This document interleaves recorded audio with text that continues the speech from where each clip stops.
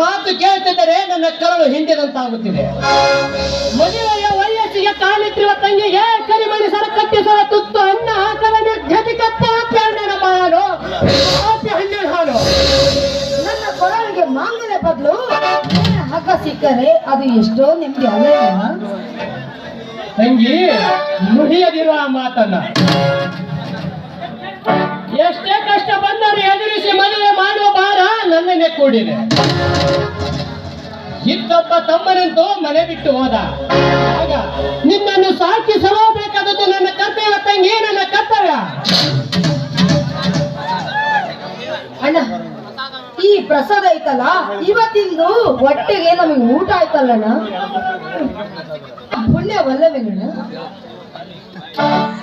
ಅಯ್ಯೋ ತಂಗಿ, ಎಂತ ಕಠೋರ ಮನಸ್ಸಮ್ಮ ನಿನ್ನದು. ಉಕ್ಕಿದ ದುಃಖವನ್ನು ಮನದಲ್ಲಿ ನಿಂಗೆ ಆನಂದದಿಂದ ಹೇಳ್ತೀಯಲ್ಲ, ಪುಣ್ಯ ಅಂತ.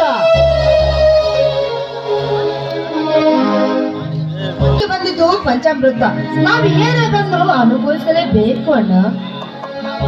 ಅಯ್ಯೋ, ಯಾವ ಪಾಪಕ್ಕಾಗಿ ನನ್ನ ತಂಗಿಯನ್ನ ಬಡತನವೆಂಬ ನರಕಕ್ಕೆ ನೂಕಿದೆ. ನಿನ್ನ ವಯಸ್ಸು ಚಿಕ್ಕದಾದರೂ ಮನಸ್ಸು ಬಹಳ ದೊಡ್ಡದಮ್ಮ. ತಂಗಿ, ಗೊತ್ತಾಯಿತು.